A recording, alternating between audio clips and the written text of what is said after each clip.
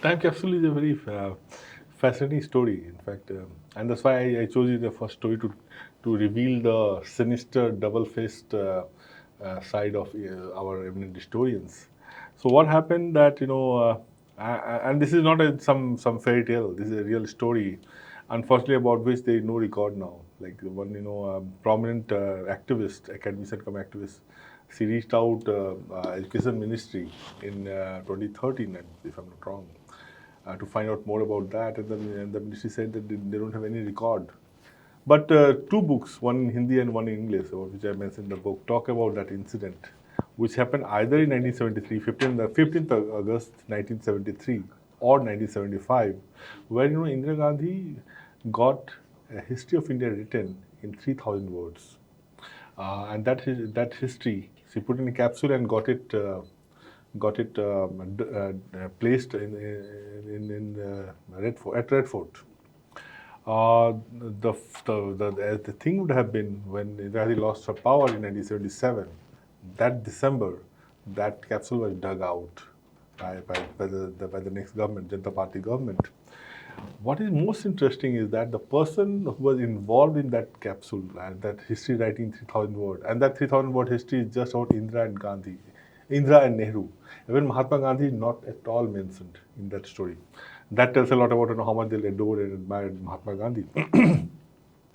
That the brain behind that initiative was a well-known historian of that time called S. Gopal, who was the son of our second president, our philosopher president, S. Radhakrishnan.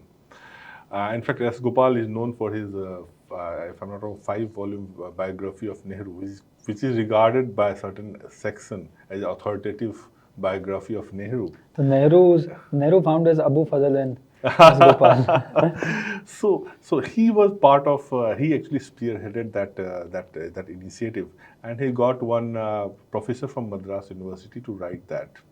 So that 3,000 word history got. Unfortunately, that professor, in fact, he later in an interview said that he didn't get a penny out of it.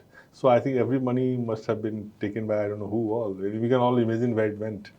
So, but even more interesting thing, and that really exposes the mindset of our eminent historians, is that when Indira Gandhi government falls, the same gentleman S. Gopal, in an interview with Link, the left-wing magazine, he openly comes and criticizes Indira Gandhi government. And in fact, he comes and says that there is no need for such thing to happen. The history should not be distorted.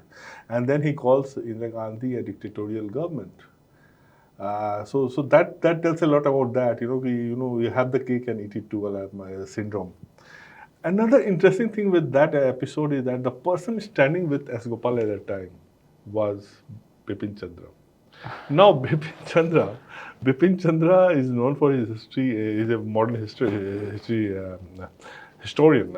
He writes on modern history, and his book is one of his book is India After Independence. And in that book, he actually defended emergency. He blamed Jayaprakash Narayan and his quote unquote anarchist policies for pushing Indira Gandhi to bring in emergency. He in fact cites in his book all good things that happened during emergency, including the people started coming on time and everything. Yeah. So he glorified that phase. And that gentleman was standing next to S. Gopal when S. Gopal was stressing Indira Gandhi after she lost her power.